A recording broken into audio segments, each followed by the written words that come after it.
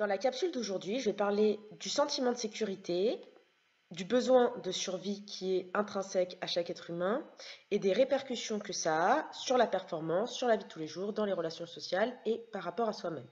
Donc avant de commencer, je vais faire une petite expérience en vidéo que je vais vous montrer qui va vous permettre un petit peu de voir les répercussions que peut avoir la dimension psychologique sur l'entraînement et l'impact de ce sentiment de sécurité ou d'insécurité sur la production de force. Donc avant de montrer le test, je vais quand même expliquer comment ce test va se dérouler. Donc il va y avoir 3 étapes dans ce test, ça va être très simple, ça va être un test de résistance. Là j'ai choisi de résister les bras comme ça et moi je vais résister les bras comme ça. Mais ça pourrait être un test de résistance au niveau des jambes, peu importe. L'idée ça va être de étape 1, résister sans avoir de pensée particulière. Étape 2, résister mais en ayant au préalable une pensée très négative. Et étape 3, résister mais en ayant eu au préalable une pensée très positive. Je vous montre tout de suite ça en vidéo et vous verrez les conséquences que ça a sur la force de résistance que Florent et moi-même allons pouvoir émettre. Donc, Florent va commencer par un test de résistance classique. Pouce vers le ciel, bras tendus. Tu vas essayer de résister à une pression le plus que tu peux. C'est parti. Résiste. Ok. La résistance est bonne. Donc maintenant, tu vas relâcher. On prend 10 secondes. Et cette fois-ci, on va partir sur un même test de résistance. Mais je veux qu'au préalable, tu penses à une pensée très négative.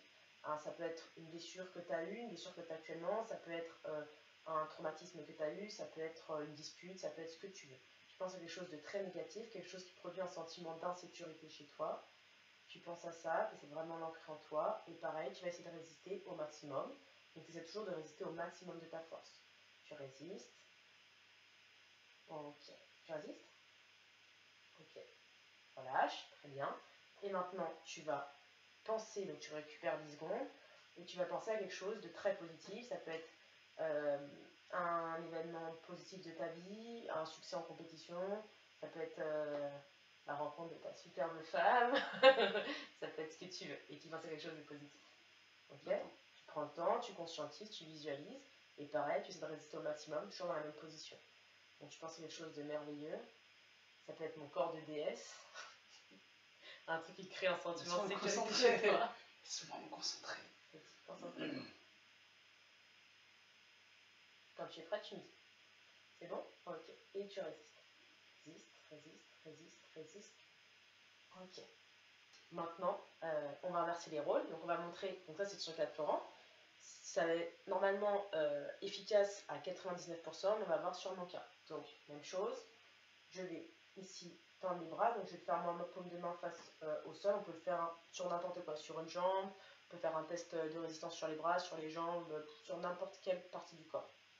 Ok, donc déjà je vais essayer de résister. Je pense à rien du tout, j'essaie de résister au maximum. Pouce.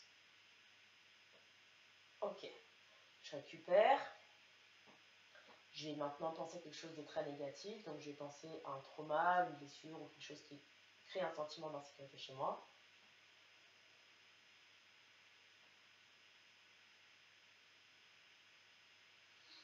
Vas-y.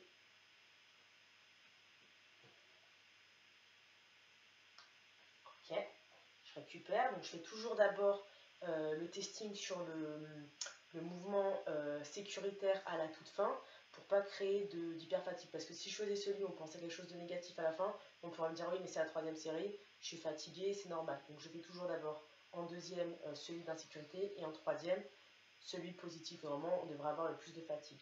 C'est parti, donc je vais penser à quelque chose de très positif. Bon. Attends. Tu me dis. Essaie de visualiser, c'est important de prendre le temps de bien visualiser. C'est bon.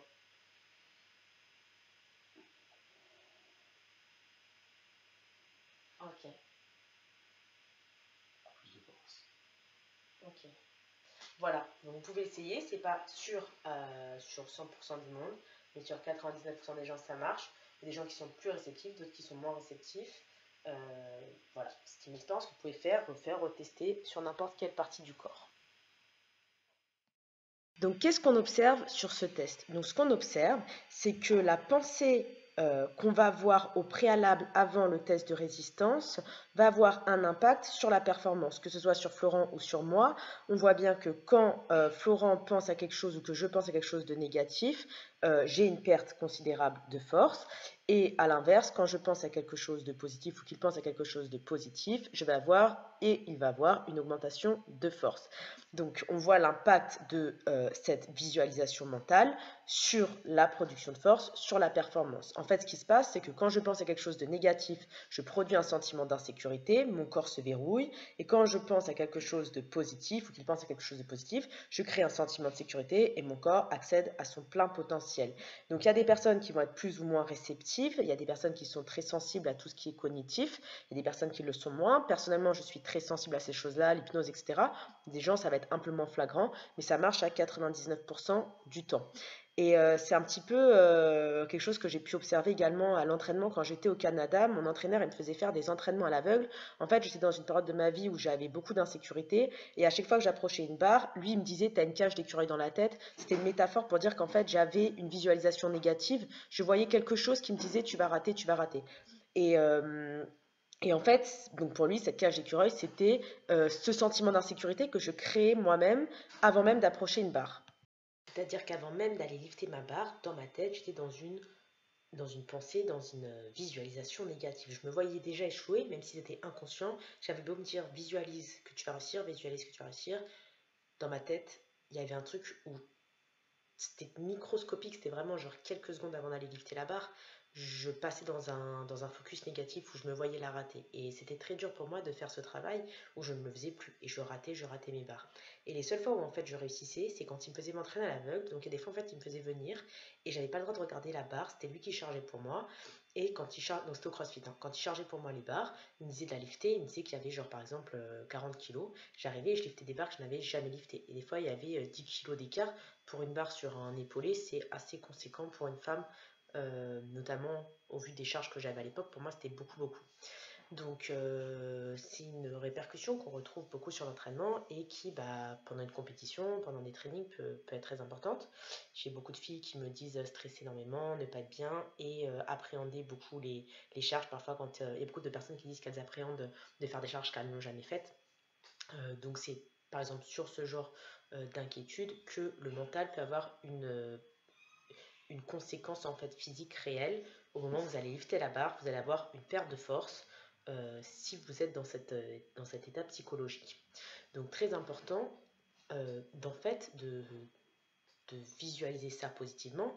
Et donc en fait, comment ça se fait qu'on va visualiser ça positivement et que le corps va être plus réceptif?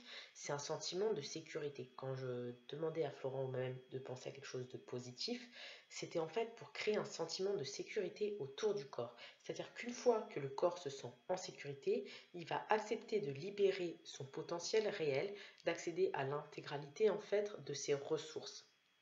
Si jamais le corps ne se sent pas en sécurité, qu'il perçoit un danger, donc c'est le cas où je vais visualiser une pensée négative, où je vais visualiser un moment d'échec, où je vais visualiser la blessure, etc., la douleur.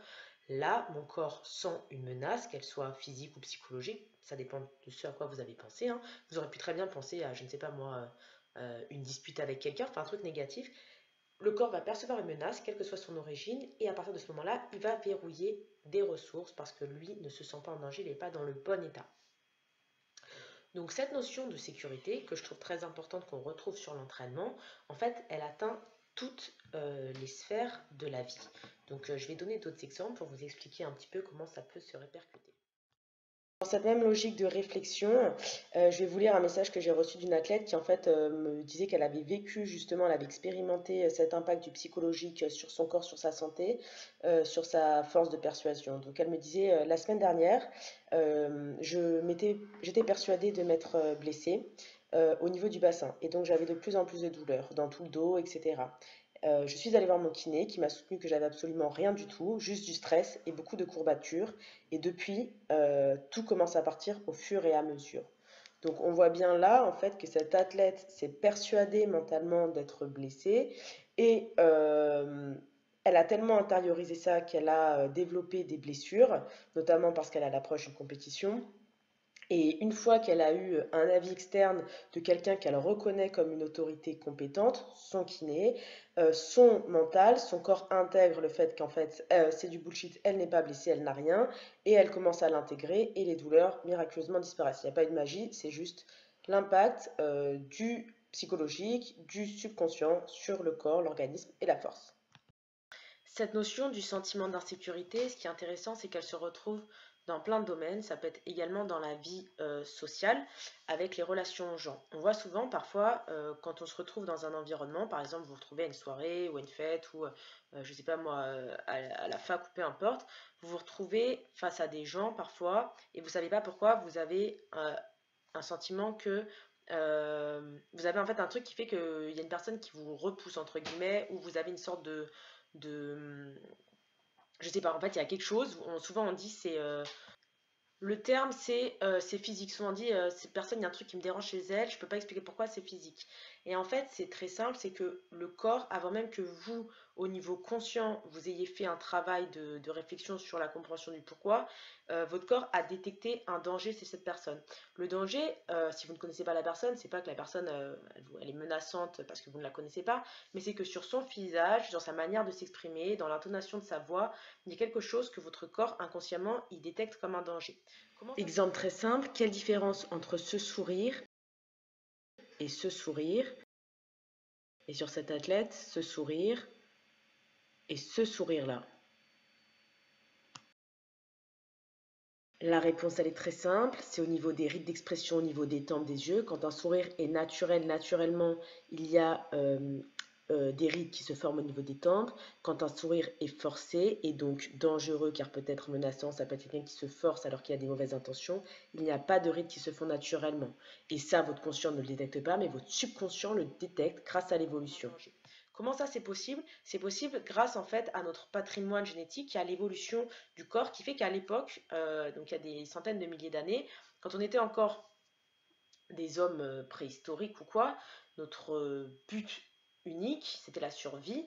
Et pour survivre, il fallait qu'on soit tout le temps en alerte pour détecter le moindre danger. Ce qui fait que quand on croisait un animal ou une personne qu'on ne connaissait pas, d'une autre tribu ou je ne sais quoi, il fallait qu'on voit tout de suite, qu'on soit prêt en fait à réagir s'il y avait un danger.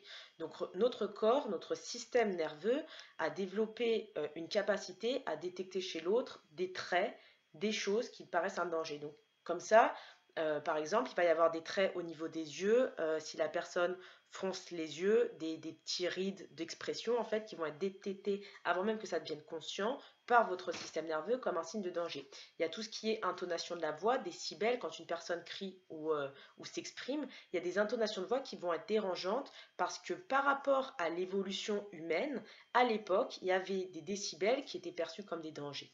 Donc, par exemple, les sons de fréquence basse sont perçus par le système nerveux comme un danger de mort et vont provoquer inconsciemment en fait une réponse d'immobilisation. On va plutôt avoir tendance à se recroqueviller, à essayer de faire le mort, en fait, de se protéger vraiment comme si le danger est extrême. En revanche, les sons à très haute fréquence, qui sont trop intenses, la fréquence est trop importante, trop élevée, vont plutôt être perçus par le système nerveux comme un danger et vont plutôt engendrer une réaction de combat ou de fuite, mais plutôt quelque chose d'un mouvement. Ça va engendrer une réaction qui va être plutôt caractérisée par le mouvement, alors que les sons de basse fréquence vont plutôt être caractérisés par une réponse d'immobilisation où vraiment on va chercher à se protéger. Il faut savoir en fait que notre corps, il émet en permanence des signaux et il recherche en permanence des signaux. Donc nous, en tant qu'individu, on émet en permanence des signaux, mais on est aussi à la recherche permanente de signaux. Ils peuvent passer par les sons, ça peut passer par le regard, par les yeux. C'est pour ça que les jeux de regard, le besoin de regarder l'autre quand on parle, de se regarder dans les yeux est tellement important. C'est parce qu'en fait, on transmet et on réceptionne, on est comme des émetteurs et des transmetteurs, des récepteurs et des émetteurs, pardon.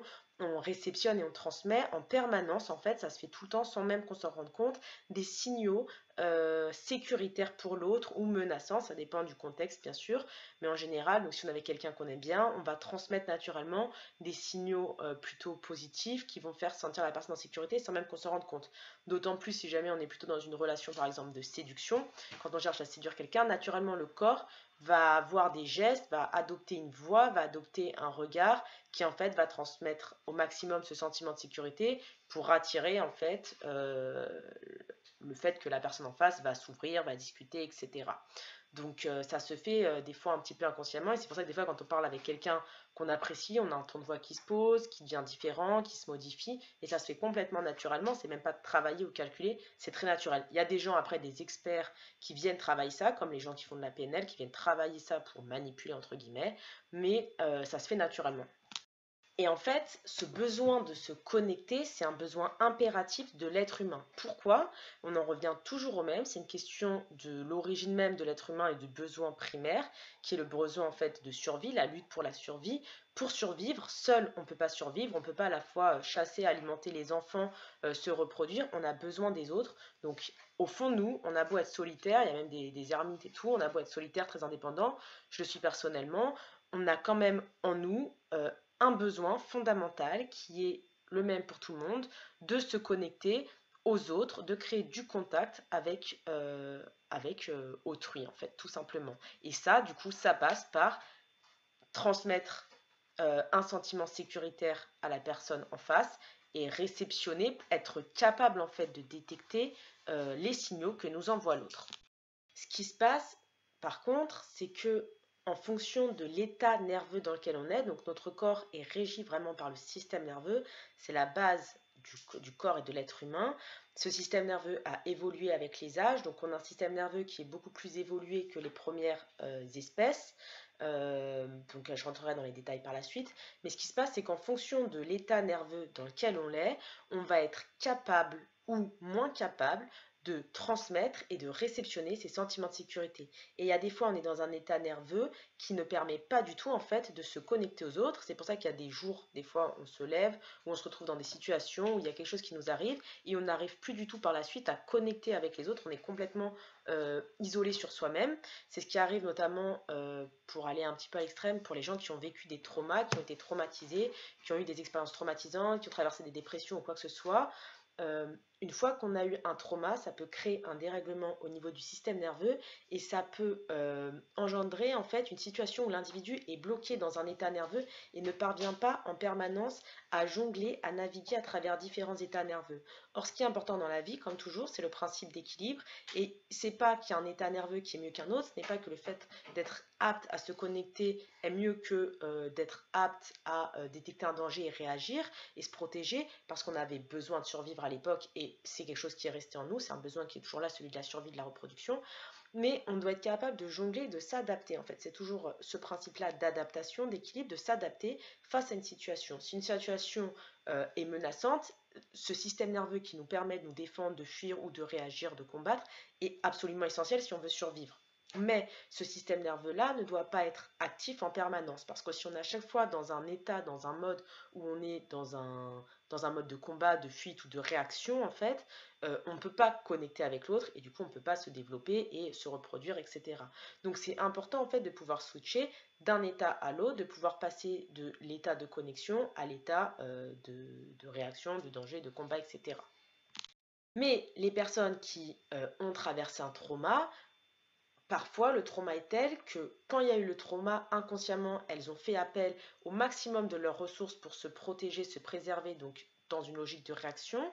Quand parfois elles n'ont pas réussi à réagir ou que le trauma avait des caractéristiques qui faisaient qu'en fait elles étaient impuissantes et qu'elles ne pouvaient rien faire, elles se retrouvent dans un état où elles ne réagissent plus mais elles s'immobilisent. En fait, on revient à ce truc-là de défense ultime. Donc quand on a essayé par exemple de combattre quelque chose, qu'on n'a pas réussi à le combattre, on va se recroqueviller pour essayer de survivre, se protéger, hein, c'est la position fœtale. Et bah, dans la vie de tous les jours, quand on affronte un trauma par exemple et qu'on ne peut rien faire face à cela et qu'on est impuissant, qu'on n'a pas de moyens d'action, par exemple ça peut être la perte d'un être cher, etc. Et ben il arrive que la personne en fait bascule dans un mode d'immobilisation et qu'elle n'arrive pas à en sortir en fait, qu'elle reste vraiment coincée dans ce mode-là et du coup elle n'arrive plus à se connecter aux autres et après c'est un cercle vicieux où la personne n'arrive plus du tout à connecter, déprime et en fait n'éprouve plus de plaisir pour rien du tout parce qu'elle n'arrive plus du tout à être dans le bon état nerveux en fait. Donc qu'est-ce qu'il faudrait faire par rapport à ça? Et bien en fait c'est tout simplement parvenir à ramener la personne vers le bon état nerveux pour qu'elle puisse reconnecter et à partir de là recréer un cercle vertueux où la personne va échanger, etc. et va retrouver du plaisir dans les choses. Donc c'est juste en fait un état nerveux dans lequel est la personne suite à quelque chose qu'elle a vécu et où en fait au lieu de rebondir et d'avoir re-switché sur le bon truc, elle est restée coincée là-dedans. Donc il n'y a plus d'équilibre, il n'y a plus de capacité d'adaptation, l'individu n'arrive plus à s'adapter et il est coincé. Donc on voit bien que ce sentiment de sécurité, il régit l'entraînement, comme je l'ai montré avec la petite expérience du début, mais il régit également nos relations sociales et la vie en fait en général. C'est vraiment un principe fondateur de vie. Pour prendre l'exemple de cette capacité d'adaptation, si on veut le remener à l'entraînement pour que ce soit plus parlant, quelqu'un qui se retrouve en compétition, qui est très stressé, donc qui n'est pas dans le bon état nerveux, appréhende sa barre, arrive, fait un fail. S'il n'a pas la capacité après son fail, où il va peut-être être dans un état de réaction ou d'immobilisation, ça dépend de comment il va réagir, s'il n'arrive pas à s'adapter et à rebondir pour le deuxième essai, à rebasculer dans un état nerveux adapté pour performer, et ben ça risque de faire un cercle vicieux où la personne va enchaîner les fails au premier, au deuxième, au troisième essai et va faire une bulle. Donc cette capacité d'adaptation, de recréer un sentiment de sécurité, même quand il y a eu un danger, une menace et quelque chose s'est mal passé, elle est absolument capitale pour la vie de tous les jours, quand on fait face à des traumas, quand on fait face à des expériences douloureuses, difficiles, pour se connecter aux autres et pour performer sur l'entraînement. Donc il y a 3 choses qui sont absolument importantes, essentielles à chaque être humain. Donc il y a la capacité d'inhibition, donc de éteindre, empêcher une réponse, la capacité d'activation, de créer, engendrer une réponse, et la capacité, la flexibilité, la capacité d'adaptation, c'est de pouvoir basculer d'un état à un autre, de jongler et de s'adapter face à n'importe quel type de menace le plus vite possible. Parce qu'à l'époque, si tout allait bien d'un coup et que quelqu'un venait vous attaquer ou un ours arrivait derrière vous, il fallait être capable de s'adapter et d'être flexible au maximum pour basculer d'un état à un autre et que le corps soit tout de suite prêt à réagir face à la menace. Donc maintenant, juste parce que c'est super intéressant, pour que vous compreniez un petit peu l'histoire en fait du système nerveux et comprendre qu'on est l'espèce la plus évoluée, en tout cas qu'on connaisse aujourd'hui sur le plan nerveux, je vais juste vous refaire un petit topo sur comment s'est développé le système nerveux et un petit peu l'histoire. Donc il faut savoir qu'on porte tous en nous un héritage qu'on appelle l'héritage autonome, qui est en fait un héritage des générations passées, de toutes les espèces passées, au niveau du système nerveux. Je m'explique. On a globalement 3 systèmes nerveux et le plus vieux, il a 500 millions d'années. C'est énorme, il a 500 millions d'années. C'est le système nerveux le plus primitif qu'on partage avec tous les autres vertébrés. Ce système nerveux-là, le plus ancien qu'on partage avec les autres vertébrés, c'est celui de l'immobilisation et de la préservation d'énergie. C'était celui que si on se faisait attaquer, on se mettait en boule, on se cachait, on se recroquevillait, on respire pas, on bouge pas. C'est un peu ce que fait, par exemple, vous voyez une araignée qui est en train de marcher et d'un coup vous approchez d'elle et si vous faites du bruit, que vous l'effrayez, elle qu'est-ce qu'elle fait? Elle se crispe, elle se paralyse, elle bouge plus et limite elle va essayer de limiter au maximum ses mouvements. Elle fait la morte en fait. Ça, c'est le système de défense, parce qu'en fait c'est un mécanisme de survie le plus primitif et c'est celui qu'on partage avec tous les autres vertébrés. 100 millions d'années après, un deuxième système nerveux, une évolution de ce système nerveux primitif se fait, donc il y a 400 millions d'années de cela, c'est le système nerveux sympathique qui voit le jour et qui lui intègre la possibilité de réagir et intègre le mouvement. Donc on est toujours dans une stratégie de survie, mais cette fois-ci on ne survit plus, on ne se protège plus via l'immobilisation en faisant le mort, cette fois-ci on se protège en réagissant. 2 options, la fuite, on fuit le danger, on court, on fuit, mais c'est toujours du mouvement, ou le combat, on attaque, on se défend, toujours du mouvement, mais cette fois-ci on ne fuit plus le danger, on l'attaque. Ça, c'est le deuxième système nerveux qui est apparu. C'est une évolution du premier, qui était celui de l'immobilisation. Et le dernier système nerveux qui apparaît, c'est celui qui nous permet de co-réguler, de communiquer, d'échanger avec les autres. C'est celui de la connexion. Donc, il a un nom un peu précis, le circuit ventral vagal. Et celui-ci, c'est un système nerveux qu'on partage avec tous les autres mammifères. Et en fait, ce système de connexion n'est pas là pour rien. C'est encore un mécanisme de survie, c'est-à-dire qu'on se connecte, on co-régule avec les autres, mais toujours dans ce but-là, qui est la survie, qui est le but premier de l'espèce humaine, et qui passe par le besoin de sécurité. Ce qu'il faut savoir, c'est que face à un danger, en fait, le corps humain, l'être humain, régresse en fait. Il va essayer toutes les stratégies en passant de la plus moderne, de la plus évoluée à la plus primitive. Donc face à un danger, on va d'abord essayer de co-réguler, de communiquer. Si ça ne marche pas, on va passer par la phase soit de combat, soit de fuite. Donc ça peut être d'abord essayer de combattre le danger. Si ça ne marche pas, on va essayer de fuir.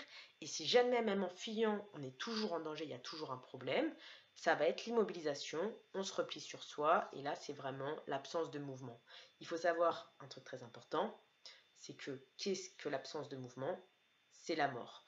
Normalement, on bouge toujours, ne serait-ce que par la respiration, on est en mouvement permanent, même si là, je ne bouge plus, mais en fait, il y a toujours des micro-mouvements qui se font parce que mon corps est vivant, et l'absence de mouvement total, l'inertie, c'est la mort.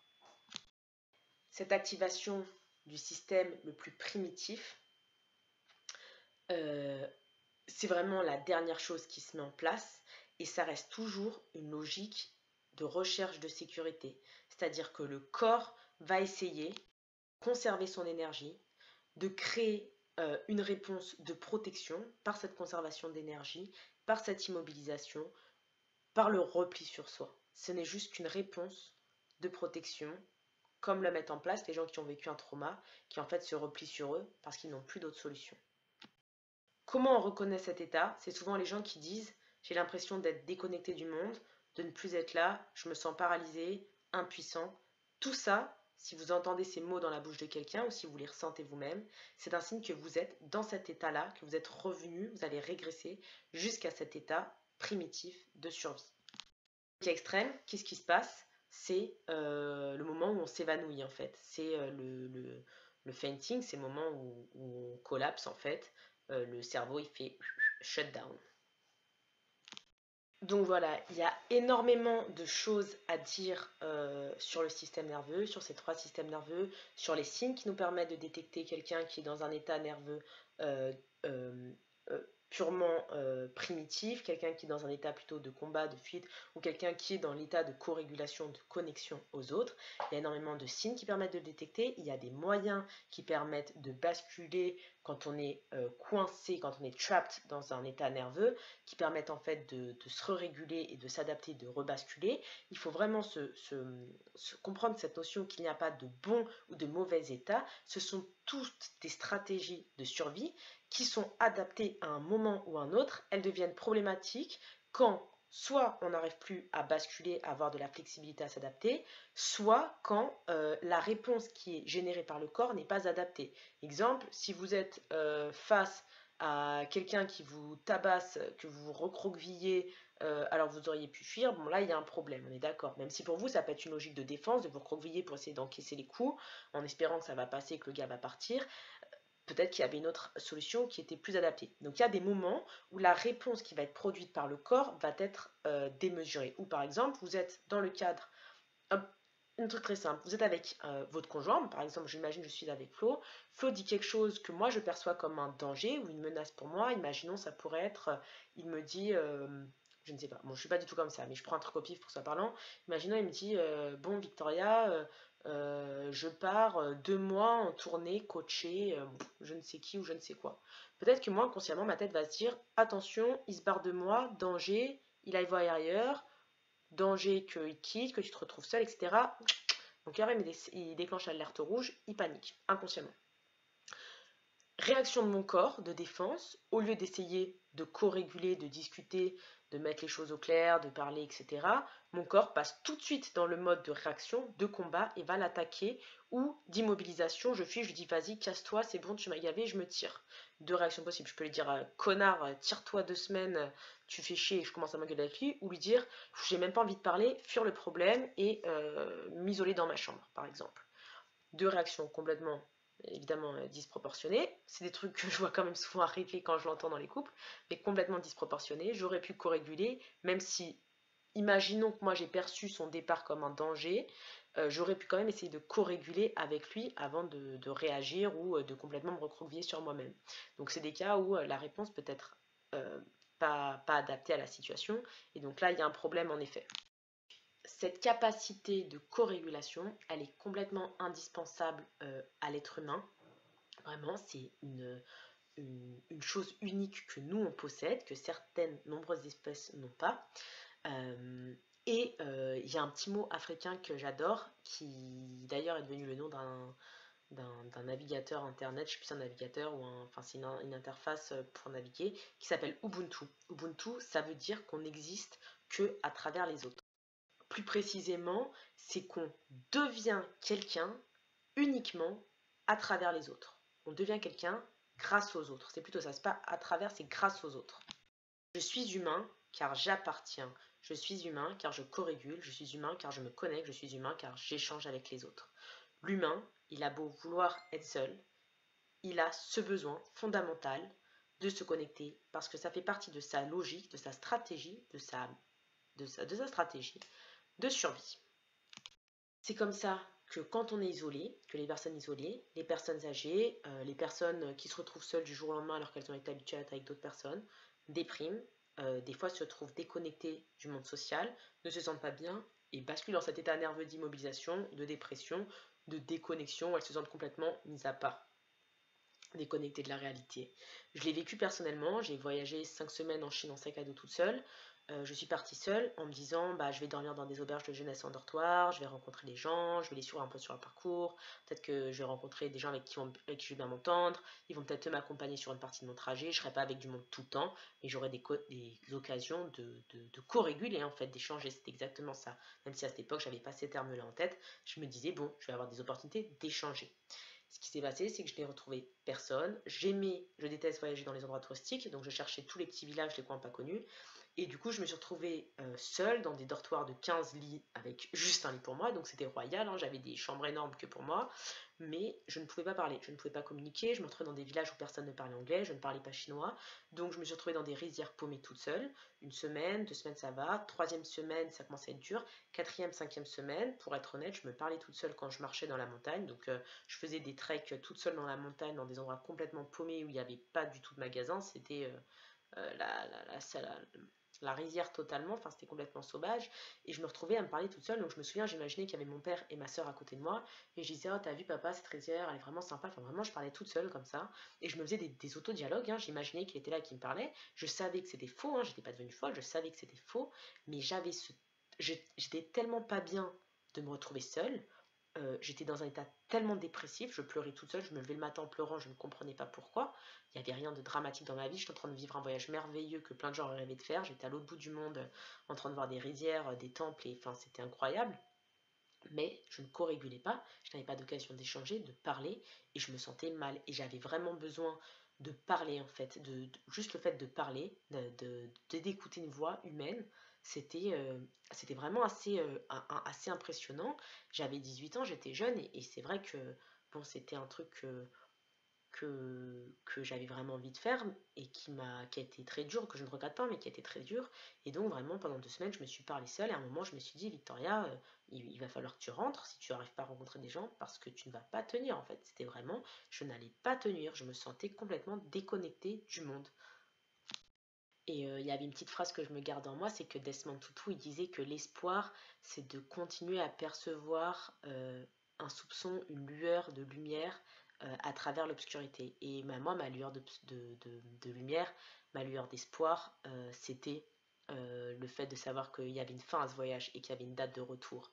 Et donc, pendant toute cette période, mon espoir à moi, ma lueur, ma lumière à travers l'obscurité, c'était ça. Je savais que j'avais une date de retour. Sauf qu'il y a des gens qui n'ont pas de date de retour, qui n'ont pas, ce n'est pas un billet d'avion qu'ils n'ont pas, c'est qu'ils se sentent complètement déconnectés, qu'ils ont perdu tout contact social et donc ils se retrouvent dans ce cercle vicieux qui les amène dans un état d'immobilisation et n'arrivent pas à rebondir, notamment souvent après un trauma. Je l'ai vécu aussi personnellement après mon voyage en Chine. J'ai eu la perte d'une personne très importante pour moi, qui a été une perte très compliquée, c'était pas une perte normale. Et je suis passée dans un état complètement d'immobilisation. Je n'ai pas réagi, genre j'ai pas eu cette phase où j'ai pleuré, où j'ai fait un deuil. Je suis passée dans une phase où du jour au lendemain, je suis passée de quelqu'un qui souriait tout le temps, qui rigolait tout le temps, comme les gens aujourd'hui qui me connaissent le savent, à une phase où je ne souriais plus, je ne rigolais plus, je ne mangeais plus, j'avais plus envie d'écouter de la musique, j'avais plus envie d'aller au cinéma, j'avais pas envie de sortir, j'avais envie de rien faire. On me disait tiens viens, il y a une soirée, je n'avais pas envie, mais je n'avais jamais envie. Et même la musique qui est quelque chose pour moi de fondamental, je ne passe pas une journée sans écouter de musique, je n'avais plus envie. Et j'ai passé 3 ans comme ça, où je me sentais complètement déracinée, déconnectée du monde. Des fois, j'avais l'impression d'être dans un jeu virtuel. Je me disais, bah tiens, si je saute de la fenêtre, pour parler crûment, il n'y aura pas de conséquences en fait. Tout est comme un jeu vidéo, comme si j'avais une seconde vie derrière, ou si tout était irréel, surréel. J'avais l'impression d'être dans la Matrix en fait. Enfin, pour moi, tout était, pour pas aller bêtement, pour moi, j'étais arrivée à un tel point dans cet état nerveux primitif de dissociation que j'avais dissocié avec le monde, mais j'avais dissocié avec moi-même. Et donc, il y a eu tout un travail pour revenir là-dessus, parce que je ne suis jamais allée voir de psy, je ne voulais pas avoir de psy, donc je n'ai jamais vu de psy, je n'ai jamais fait de thérapie ni rien du tout. J'ai fait tout moi-même et avec l'aide de personnes, en fait, des personnes qui ont croisé ma route, qui m'ont dit des choses qui m'ont aidé, j'ai lu des livres, etc. En fait, ce que j'ai fait, c'est que j'ai reconnecté petit à petit et j'ai engendré une boucle vertueuse qui m'a permis de revenir à un état de combat. Le sport m'a beaucoup aidé pour retrouver cet état d'abord de combat et ensuite, à partir de l'état de combat, je suis revenue à un état de socialisation. Ça a mis des années, j'ai encore des phases parfois aujourd'hui, mais c'est quelque chose qui est tout à fait possible, vraiment. Et tout ça, ça se passe dans vous. Ce qu'il faut, c'est juste recréer un sentiment de sécurité et de connexion. Il faut réussir à sortir des patterns, des schémas de protection, de perception de danger permanent. En fait, c'est comme si le corps sentait un danger en permanence. C'était tout le temps en mode je me protège pour recréer des patterns, des schémas de connexion avec soi-même d'abord et avec autrui. Donc je me suis un petit peu égarée, mais c'est quelque chose qui me touche beaucoup et qui est important, je pense, et qui touche beaucoup de personnes aussi, parce que j'ai eu pas mal de messages par rapport à ça, et c'est quelque chose qui peut-être ne vous touche pas aujourd'hui, mais vous touchera un jour, donc c'est toujours bon à savoir. C'est un peu comme si vous aviez une arme en main, parce que demain, si ça vous arrive, vous saurez reconnaître les états et vous saurez réagir. Donc ce qui est important, c'est de savoir reconnaître les états de votre système nerveux, quand est-ce que vous êtes dans cet état de co-régulation, de connexion, quand est-ce que vous êtes dans cet état de combat, de fuite, et quand est-ce que vous êtes dans cet état d'immobilisation, de recroquevillement, de repli sur vous-même, de dissociation. Et quand vous avez conscience de vos états, vous êtes beaucoup mieux armé pour réagir et vous reconnecter, rebasculer vos états. Pareil, ça peut améliorer vos relations avec les autres. Demain, vous discutez avec quelqu'un, votre famille, votre conjoint, vos amis, il y a quelque chose qui vous sentez qui change, une modification de votre état nerveux en vous, qui change votre état, vous étiez en mode tout à la cool en train de chiller et d'un coup vous sentez que vous êtes tendu, c'est qu'il y a déjà un shift qui se fait dans votre système nerveux. De là, vous avez deux options. Soit vous laissez le truc se passer, vous réagissez et vous laissez complètement votre système nerveux et votre état nerveux dicter vos réactions. Soit vous êtes conscient du shift qui se passe à l'instant et vous avez le temps de conscientiser et de peut-être essayer de comprendre l'autre en face. De comprendre pourquoi vous réagissez à ça, pourquoi ce qu'a dit une personne en face, par exemple, est interprété par votre corps comme une menace et a créé ce sentiment de danger, d'insécurité et a déclenché ce shift nerveux vers un état plus primaire. Et comprendre aussi pourquoi l'autre personne en face, en fait, parce que votre système nerveux à vous, ce qui déclenche un sentiment d'insécurité chez vous, n'est pas la même chose que la personne en face. Et donc, qu'est-ce qui en face si la personne a déclenché aussi peut-être ce sentiment d'insécurité? Quand vous arrivez à vous comprendre vous-même, à comprendre votre carte, parce qu'en fait, c'est une cartographie. C'est comme si vous essayiez de... Vous êtes aujourd'hui, vous ne vous connaissez pas, vous avez une carte en face de vous, vous ne la connaissez pas, il n'y a que des territoires vierges, vous ne les connaissez pas, il n'y a pas de nom. Et votre mission aujourd'hui à vous, après avoir vu cette vidéo, ça sera de prendre conscience de votre carte, de la lire, de la comprendre, de mettre des noms dessus et de comprendre quels sont les moyens de transport d'un territoire à un autre en fait. Quels sont vos triggers et ce qu'on appelle des glimmers, c'est des choses qui vous highlight en fait, j'essaie de trouver des termes en français, c'est un peu compliqué, des choses qui vous amènent vers le positif. Donc un trigger, c'est quelque chose qui va vous faire basculer vers un état primitif, plus négatif. Et un highlight, c'est quelque chose qui va vous permettre de sortir de cet état. Par exemple, vous êtes passé dans un état de sentiment d'insécurité. Qu'est-ce qui va permettre de recréer en vous le sentiment de sécurité, de bien-être et qui va vous ramener vers cet état de co-régulation. Donc ça, c'est un glimmers. Donc c'est des moyens de transport en fait d'un territoire à un autre. Donc déjà découvrir le nom de vos territoires, les moyens de transport d'un territoire à un autre pour en fait un seul objectif, être plus flexible, savoir s'adapter et juste être mieux avec vous-même et du coup être mieux avec les autres et que tout se passe mieux. Au final, dans la vie de tous les jours, quand les gens sont agressifs au volant, c'est juste qu'il y a quelque chose, pour eux c'est un trigger important. Moi je sais que je deviens très agressif au volant, très vite. C'est un trigger chez moi, avant je le subissais, aujourd'hui j'en suis consciente et je me dis bon, ok Victoria, toi c'est un truc qui te rend très agressive rapidement. Bah, le fait de le savoir, le fait de me connaître, de comprendre, de voir même, parce que maintenant j'observe, je me vois changer, je suis spectatrice en fait, c'est comme si j'assistais à mes réactions en dehors, et bah, j'ai une beaucoup meilleure compréhension, tolérance, et je suis beaucoup plus apaisée. Ça se répercute dans ma vie de couple, je vais essayer d'être beaucoup moins parfois sur la réaction s'il y a des choses qui me dérangent, je vais beaucoup être plus compréhensif quand je vais voir que l'autre par exemple va se froisser pour quelque chose. Je vais me dire ok, j'ai peut-être touché un truc qui chez lui a déclenché un sentiment de danger. Pourquoi? Essayer de comprendre quelles sont ses peurs, quelles sont ses insécurités, quels sont ses triggers, quels sont ses glimmers, comment le ramener un sentiment de sécurité et pour que tout se passe de manière beaucoup plus apaisée. Il n'y a personne qui est intrinsèquement mauvais ou intrinsèquement bon. On a juste chacun nos peurs, nos histoires, nos passés, nos blessures, les choses qui nous déclenchent, les choses qui nous ramènent à quelque chose de positif. Exemple de glimmers. Pour vous donner une idée, ça va être, par exemple, moi, ça peut être écouter de la musique, ça peut être aller marcher dans la nature, ça peut être prendre un bain, ça peut être écouter le bruit de l'eau qui coule. La mer, pour moi, c'est un élément très important. Si je vais m'asseoir à la mer, je ferme les yeux, que j'écoute le bruit des vagues, ça m'apaise.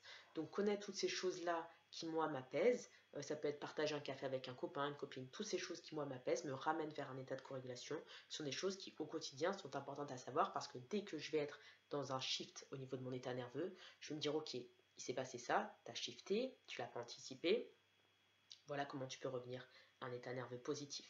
Et plus tu vas créer des états nerveux positifs, j'aime pas ce mot-là parce qu'au final il n'y a pas de bon ou de mauvais état, mais plus tu vas recréer des opportunités de co-régulation et plus le cercle vertueux va se produire et mieux ça va aller en fait, tout simplement. Il faut savoir qu'au niveau des glimmers, tout ce qui est en lien avec la nature, notamment l'eau, sont des choses qui vont être très apaisantes. Et il y a des expériences, des études qui ont été faites au niveau scientifique qui montrent que si on n'a pas accès à la nature réelle, on ne peut pas aller marcher dans la nature, même le fait de regarder une image de la nature, un poster, un documentaire sur la nature, un PC avec une photo d'un arbre ou d'un paysage de montagne, ça vient réactiver l'état nerveux de co-régulation. Donc la nature est tellement fortement ancrée dans nos sens qu'on peut co-réguler simplement, même via des images virtuelles de nature. Et surtout tout ce qui est lié à l'eau, parce que de base, dans notre corps, dans la phylogénétique, dans l'évolution de l'espèce, on est issu de l'eau, d'espèces aquatiques, et donc c'est quelque chose qui est resté enregistré en fait dans notre corps, dans notre ADN, si on peut dire ça. Je ne suis pas experte en génétique, mais c'est peut-être une manière de dire, enfin c'est ancré en nous en fait, et ça ne s'oublie pas. Il y a des gens qui vont peut-être être plus ou moins sensibles, mais c'est quelque chose d'assez fort. Donc, pour le ramener au sport, pour revenir sur quelque chose lié au sport, quand vous allez vous entraîner, quand vous allez avoir un coach, quand vous allez aller en compétition, si vous avez une connaissance de votre cartographie, de votre carte de votre système nerveux, la carte de votre système nerveux, vous allez pouvoir beaucoup mieux comprendre vos états nerveux et trouver des ressources pour vous ramener à cet état de co-régulation et pour pallier à des éventuels événements qui pourraient arriver en compétition et qui vous feraient basculer vers des états nerveux qui entraîneraient après une bulle ou des échecs répétés. Si jamais une compétition se passe vraiment mal, et ben, prendre le temps de comprendre et de voir qu'est-ce qui a créé des triggers chez vous qui vous ont mis dans un mauvais conditionnement mental peut être aussi intéressant pour ne pas reproduire ça sur de prochaines compétitions. À l'approche d'une compétition, il y a des personnes qui sont très stressées, très angoissées, qui le vivent très mal. Le fait, pareil, de cartographier et de connaître ce qui leur permet de co-réguler, c'est quelque chose qui peut être très utile pour éviter de passer une semaine de merde à angoisser, à stresser et à pas être bien. En sachant que les gens qui ont des water cuts à faire, etc., le stress joue énormément sur la rétention d'eau. Donc si vous arrivez à apaiser votre système nerveux, ça se passera beaucoup mieux. Et par exemple, ce sentiment de sécurité, il est très important, donc comme je disais pour les compétitions, pour les entraînements, mais aussi dans la relation avec votre coach. C'est-à-dire que si avec votre coach, il n'y a pas cette osmose, ce sentiment de sécurité qui est présent, si vous ne vous sentez pas en sécurité, si vous n'avez pas confiance, hein, quand je dis sécurité, c'est pas purement physique d'être en sécurité, ça peut être au niveau vraiment interne, le fait de se sentir en confiance, d'avoir confiance dans la planif, d'avoir confiance dans le travail de la personne, de pouvoir échanger, que la personne elle s'adapte quand il y a des soucis, etc. Tout ce qui va créer ce sentiment de sécurité est très important parce que si en vous, votre coach déjà il produit un sentiment d'insécurité, forcément à l'entraînement, il va y avoir de la défiance, il va y avoir un manque de confiance sur les trainings, sur le template, il va y avoir de l'appréhension face à des barres, vous allez vous dire mais pourquoi je fais ces barres, etc. Donc c'est très important pour pouvoir performer, d'être dans le bon état nerveux, comme on l'a expliqué, comme on l'a montré avec l'expérience au tout début. Et pour ça, il faut qu'il y ait un sentiment de sécurité. Et pour ça, il faut qu'il y ait une relation appropriée avec le coach. Tous ces facteurs sont très importants, sont importants aussi pour la blessure, c'est-à-dire que quand on est blessé, on a souvent tendance à basculer vers cet état d'immobilisation, de dissociation quand on ne s'en sort pas, que la blessure est récurrente et chronique. C'est le cas de toutes les maladies chroniques, fibromyalgie, etc. Les gens passent dans des états de dissociation parce qu'ils sont en danger en fait permanent, ils sont en douleur permanente, le corps se sent en danger permanent, ils essaient de lutter contre d'une manière ou d'une autre, ils n'y arrivent pas et ils font une sorte de dissociation avec eux-mêmes. C'est le cas aussi de toutes les maladies auto-immunes, des maladies chroniques, etc. Donc c'est très important de prendre déjà juste conscience et de petit à petit prendre le temps de faire ce travail, de dessiner, de créer votre carte et de trouver les ressources que vous avez en vous pour revenir à cet état de co-régulation et pour co-réguler avec les autres. La vidéo est déjà super longue, plus d'une demi-heure, donc je vais l'arrêter ici. J'ai encore énormément de choses à dire pour expliquer. Je pourrais expliquer plein de choses.